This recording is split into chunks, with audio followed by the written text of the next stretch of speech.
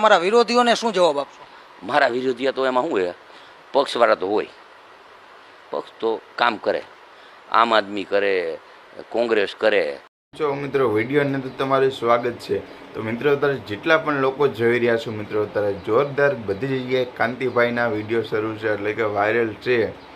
તો કાંતિભાઈને મિત્રો આ ચેલેન્જ અપાઈ ગઈ છે અને તેઓને હવે એ ચેલેન્જ ભારે પડી છે.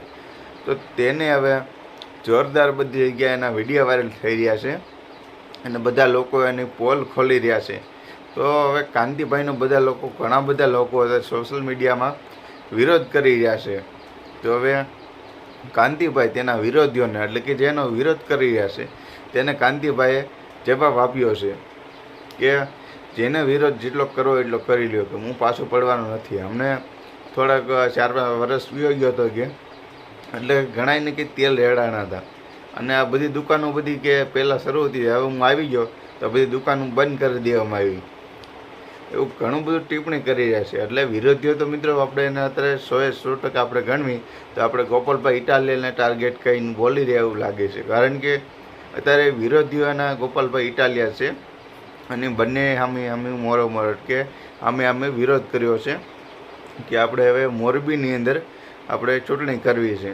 તો રાજીનામું આપવાનું પહેલાં કાંતિભાઈ કીધું હતું, તો હવે ના પાડે છે કે હવે હું રાજીનામું આપું છું. ગોપાલ ઇટાલિયા પહેલાં રાજીનામું આપે તો હું આપું.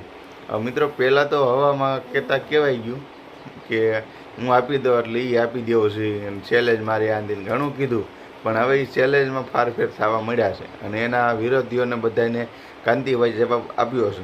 તો ચાલો હવે આખો તે વિડીયો જોઈ લો. તમારા વિરોધીઓને શું જવાબ આપશો? મારા વિરોધીઓ તો એમાં શું હે, પક્ષવાળા તો હોય, પક્ષ તો કામ કરે, આમ આદમી કરે, કોંગ્રેસ કરે, પણ અમુકને ઘણા બધાની દુકાનો બંધ થઈ ગઈ છે. અને ટીવીમાં જોજો તમે, જે કામ કરતા હોય એને કોઈના પંપ વેચી ગયા છે, નગરપાલિકાને ડીઝલ દેતા હતા, 35 લાખનું બિલ બનાવતા હતા. એટલે આ બધી દુકાનો બંધ થઈ ગઈ, લુખાગીરી બંધ થઈ ગઈ છે. એટલે એવું તો રહી, અને મને ગમે છે લુખાગીરી બંધ થાય, એમાં હો દુશ્મન થાય તો મને કાંઈ વાંધો નહીં. એટલે કાંતિભાઈને ખોટી રીતે વિરોધમાં સંપડાવે છે આ લોકો. મને કામ થોડુંક તકલીફ છે, પણ અમે હાવજ હોય, હાવજ હારા માણા નથી. તમે હમણાં નજરે જોયું, 4 કુંભારના જણા આવ્યા હતા, ધમકી દીધા, સીધા એસપીને કર્યો કે નહીં ફોન? તમે નજરે જોયું ને? હે, આ બધું અહીંયા એક જ આ દુકાન આ ખુલી છે પ્રજા માટે. એટલે આ ગામમાં 5-6 વર્ષ હું નહોતો, એટલે ઘણા બધાના પેટમાં તેર હતા.